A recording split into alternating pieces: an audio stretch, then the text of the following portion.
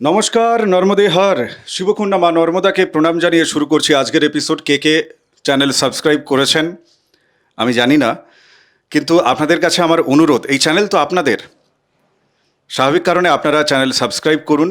অনেকে করছেন না, সেই কারণেই এই অনুরোধের জায়গাটি। আজকের আলোচনা লক্ষ্মী নারায়ণ যোগ নিয়ে। এই জুন মাসে লক্ষ্মী নারায়ণ যোগ থেকে আপনাদের কে লক্ষ্মী লাভ করবেন আর কে নারায়ণ লাভ করবেন সেই জায়গাটা আলোচনা করব। কথার ফুলঝুরি না, বাস্তব মাটিতে দেখবেন। চলুন দেখাই। পুরো কালপুরুষ রাশিচক্রে দুটি বুধ আছে।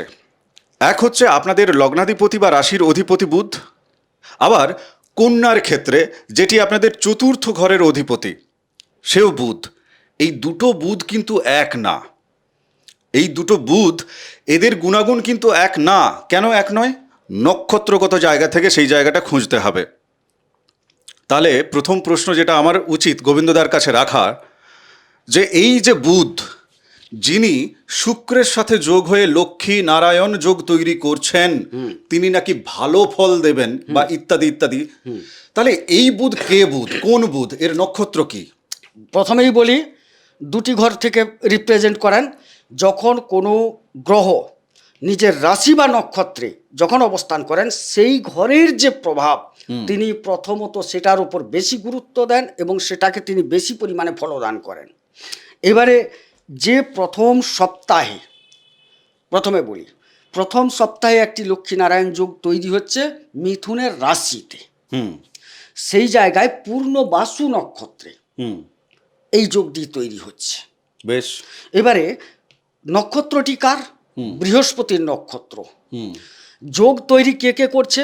বুধের মতো গ্রহ এবং শুক্রের মতো গ্রহ। এবং সেই বৃহস্পতি তিনি আবার স্বনক্ষত্রে শক্তিশালী, দ্বিতীয় ঘরে। সুতরাং দেখা যাচ্ছে এখান থেকে শারীরিক মানসিকভাবে তিনি কিন্তু খুব ভালো থাকবেন, সুস্থ থাকবেন, সুন্দর থাকবেন। তার যে একটা ভাবনার যে মিষ্টতা, লালিত্যবোধ, তার যে সততা, নিষ্ঠা, এগুলো কিন্তু ধরে রাখার চেষ্টা করবেন। অপরের কাছে নিজে যে প্রেজেন্টেশনটা করবেন খুব সুন্দর, মধুর এবং কি বলবো, সে অমায়িকভাবে করার চেষ্টা করবেন এই সময়ে। করার চেষ্টা করছেন, মানে যেহেতু শুক্রকে সাথে পাচ্ছে, লক্ষ্মী নারায়ণ যোগ তৈরি হচ্ছে সেই জায়গা থেকে অনেকগুলো কম্বিনেশন। প্রথমেও শুক্রকে পাচ্ছেন, লালিত্য পেলেন।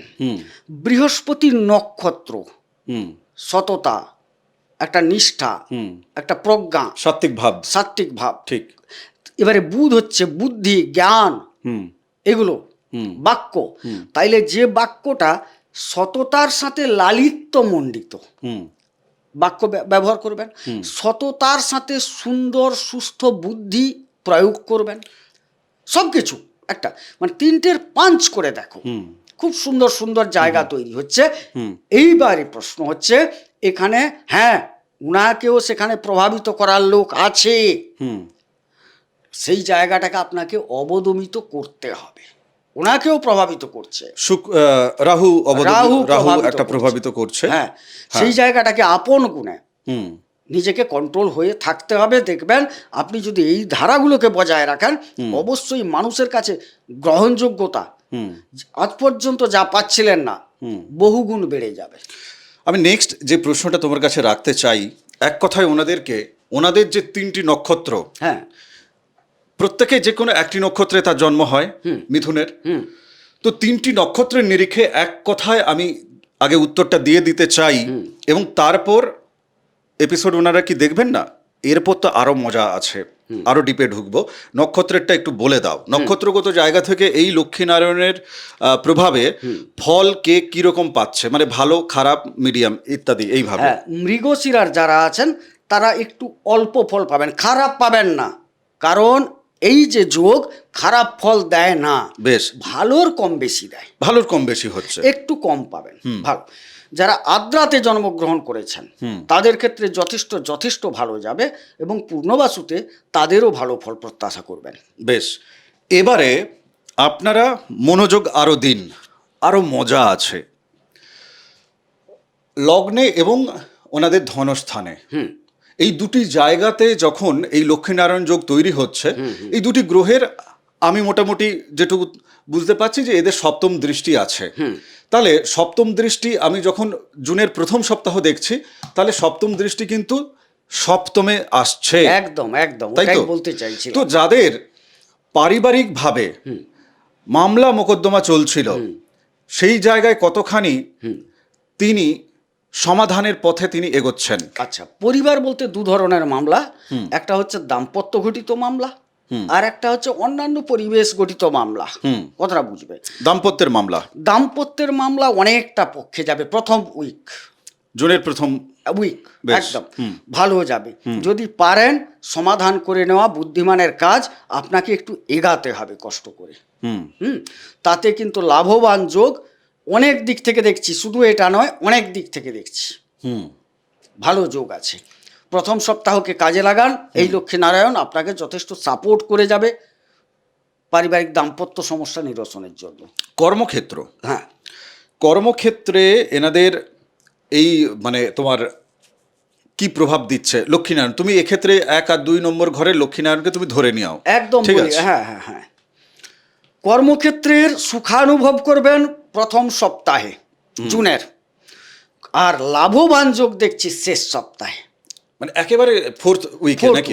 ফার্স্ট উইকে একটা কর্মক্ষেত্রে স্বাচ্ছন্দ্যতা বোধ, অনেক দিন একটা সমস্যা ছিল, সেই সমস্যা হয়তো নিরসনের দিকে গেল, একটা সুস্থ সুন্দর পরিবেশ তৈরি হলো, যেখান থেকে আবার পারিবারিক মানুষজন তারাও আনন্দ উপভোগ করছেন। কিন্তু আবার যখন ফোর্থ উইকে গিয়ে পৌঁছাচ্ছে, তখন দেখা যাচ্ছে যে একটা লাভবান যোগ, হয়তো হ্যাঁ, একটা ছোট প্রমোশনের জন্য বেতন বৃদ্ধি হতে পারে, হয়তো অন্যান্য কোনো ক্ষেত্র থাকে যাদের টিএফিএ যে অনেক কিছু তো ব্যাপার থাকে, সেখানে একটা প্রাপ্তি যোগ ঘটে যেতে পারে, একটা বিশেষ কিছু সম্পদ যোগ তৈরি হবে। আচ্ছা, মানে এটা হচ্ছে তারা দীর্ঘদিন ধরে কাজের সাথে যুক্ত আছে, আর একেবারে নতুন যারা হ্যাঁ, কর্ম শুরু করেছিল, তাদের হয়তো কোম্পানিতে বা অফিসে বা কাজের জায়গায়, মানে তিনি জুনের প্রথম উইক থেকে তিনি তার কাজের জায়গায় ভালো একটা প্রভাব দেখাতে পারছেন, যেটা লাস্ট উইকে গিয়ে জুনের তিনি বোধহয় তার ফসলটা তুলবেন, এইটা তুমি একদম, বলছো, তাই তো? একদম। আমি একটু সতর্ক করি, যেহেতু কাজের প্রশ্নটা এলো, অবশ্যই কাজের প্রশ্নে কিন্তু দুটো জিনিস মার্ক করতে হবে। যখনই বৃহস্পতির মতো গ্রহ তো বসে আছেন সেকেন্ড হাউসে, আচ্ছা, এই জায়গায় কাজে কিন্তু আপনাকে নিষ্ঠা অবলম্বন করতে হবে, প্রবল নিষ্ঠা। যদি প্রবল নিষ্ঠা আপনি অর্জন করেন বা প্রয়োগ করেন, আপনি ফার্স্ট উইকে কি হবে না, খুব স্বাচ্ছন্দ্যতা উপলব্ধি করলেন, আর ফোর্থ উইকে গিয়ে দেখবেন ওখান থেকে একটা ভালো লাভ পেলেন। লাভ মানে যে কেবল টাকা তা বলবো না, অ্যাপ্রিসিয়েশনও হতে পারে, প্রশংসাও হতে পারে, বিবিধ ক্ষেত্র থেকে একটা লাভবান যোগ। এটা হচ্ছে কর্মক্ষেত্র সূত্রে।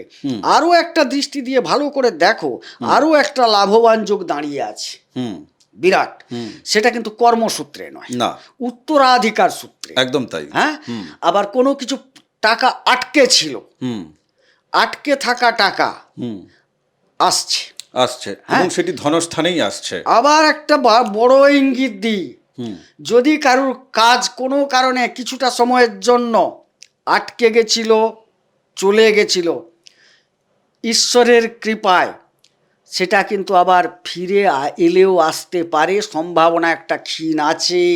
হ্যাঁ, কিন্তু এক্ষেত্রে ঈশ্বরের কৃপাতেই আপনার জন্মছকে বুধ, শুক্র, বৃহস্পতি এদেরকে কিন্তু জন্মছকে ভালো ডিগ্রি, ভালো অবস্থান এদেরকে থাকতে হবে, তাহলেই ঈশ্বরীয় কৃপায় থাকলে পরে এই যে ফলাফলের কথাটি বলছে এটিও কিন্তু আপনি তুলতে পারবেন।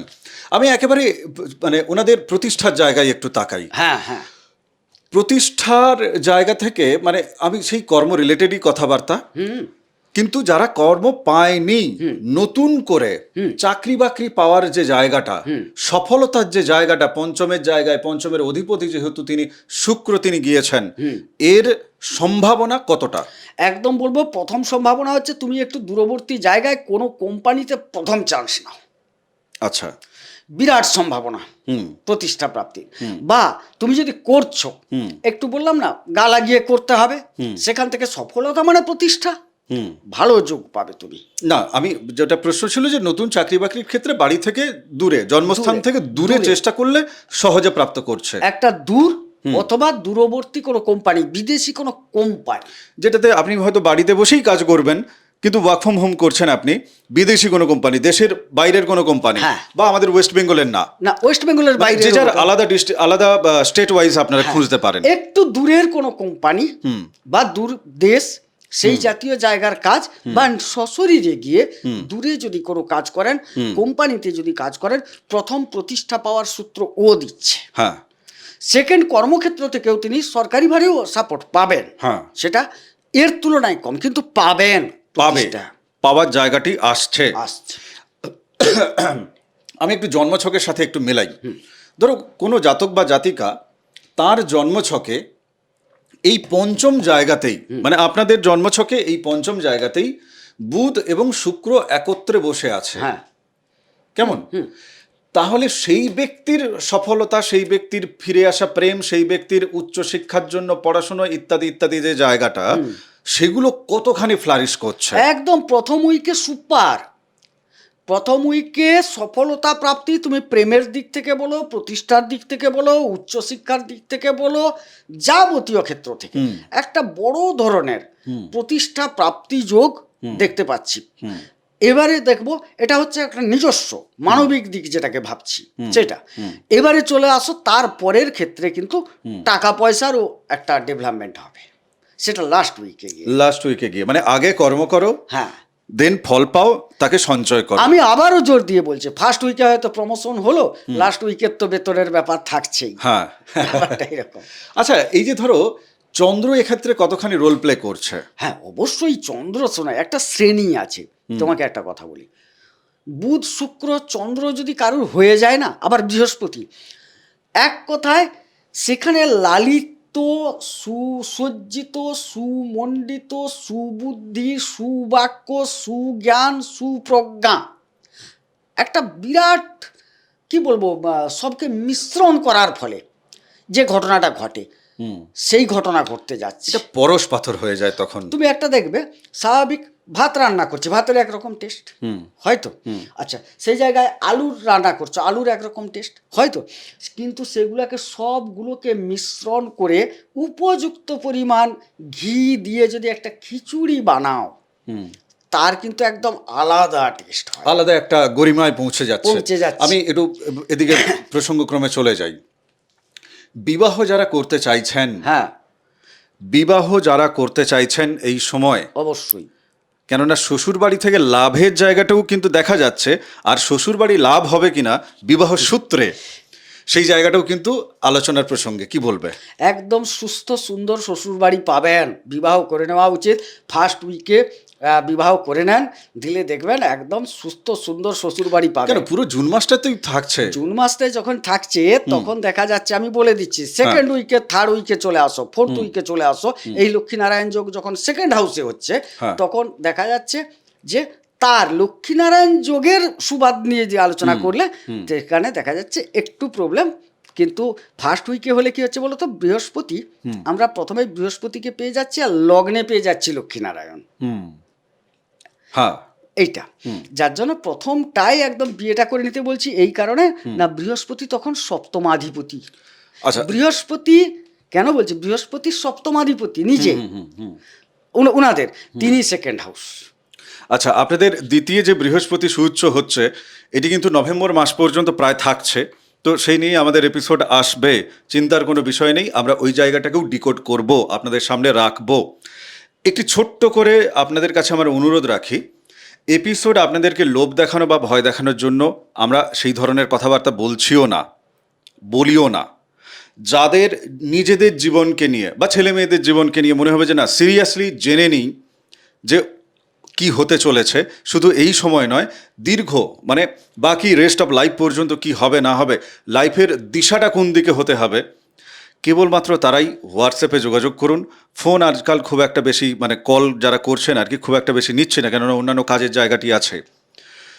এছাড়া যারা এপিসোডে দেখছেন, এখান থেকেই এনলাইটেড হচ্ছেন, কি বুঝতে পাচ্ছেন, কি নিজের রাশিফল দেখতে পাচ্ছেন, ব্যাস ওইটুকুই যথেষ্ট।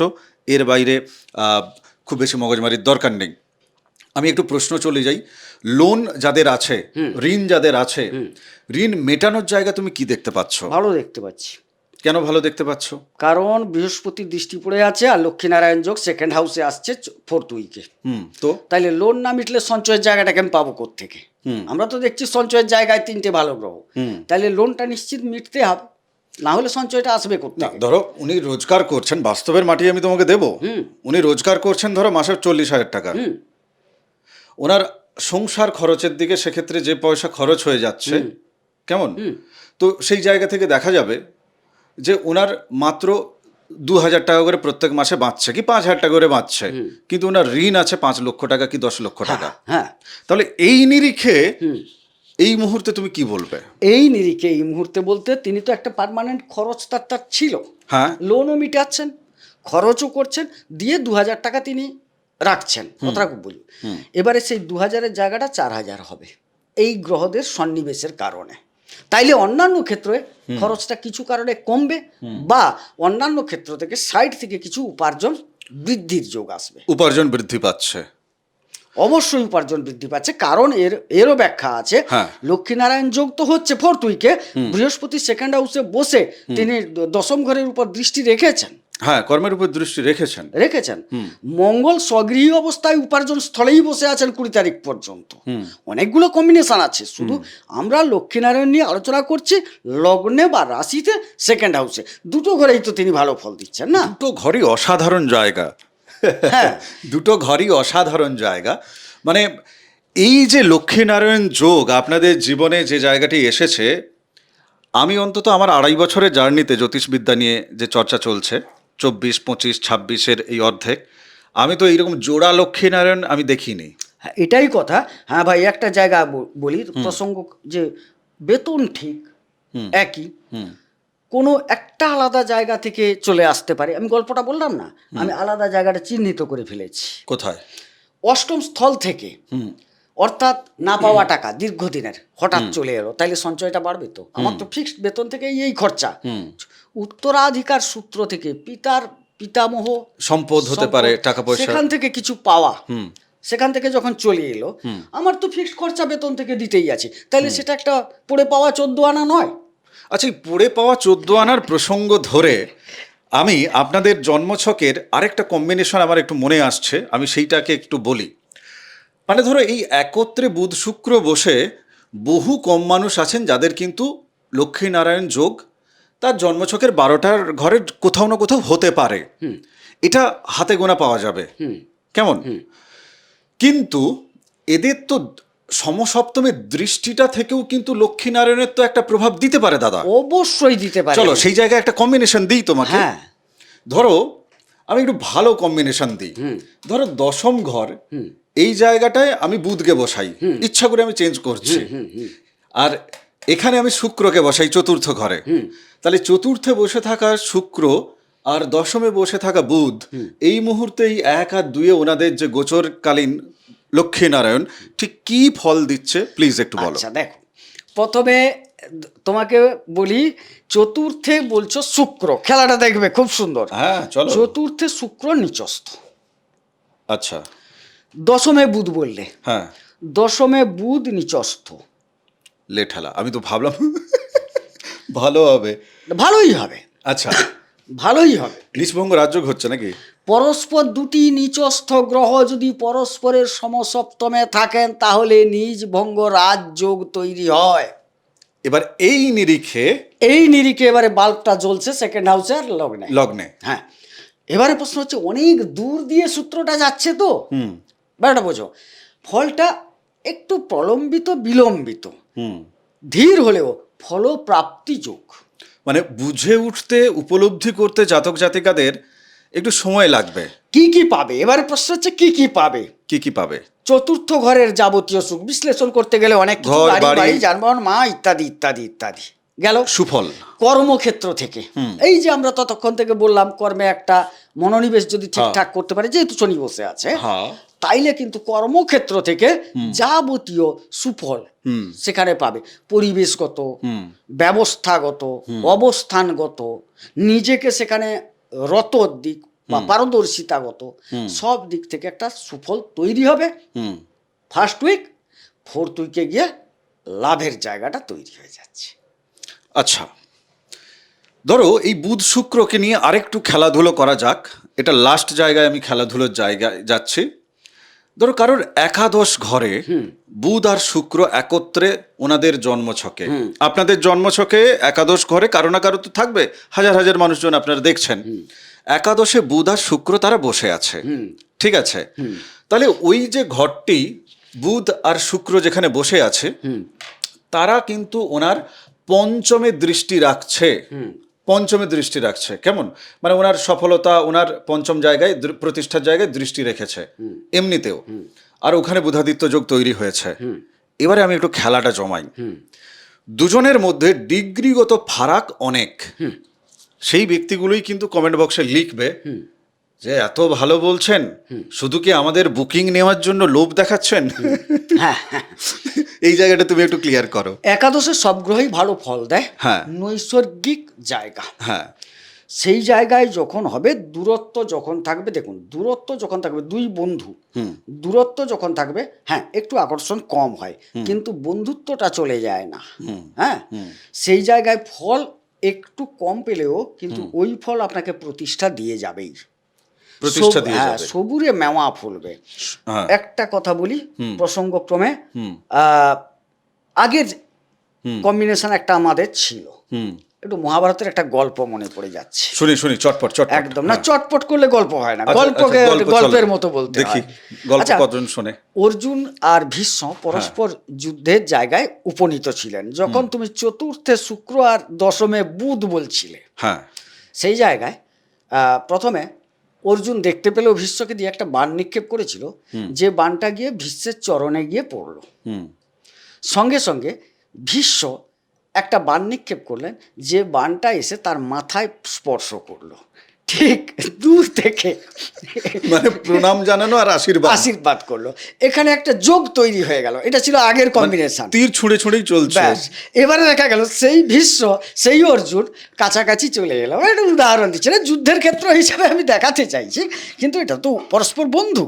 এবারে এক জায়গায় এলে খুব সুন্দর, বুধ বালক গ্রহ, শুক্র জ্ঞানী মানুষ, এ পায়ে হাত দিয়ে প্রণাম করলো, সে পূর্ণ আশীর্বাদ করলো, দুজনেই তাকালো পঞ্চম ঘরে, বলে সাকসেস।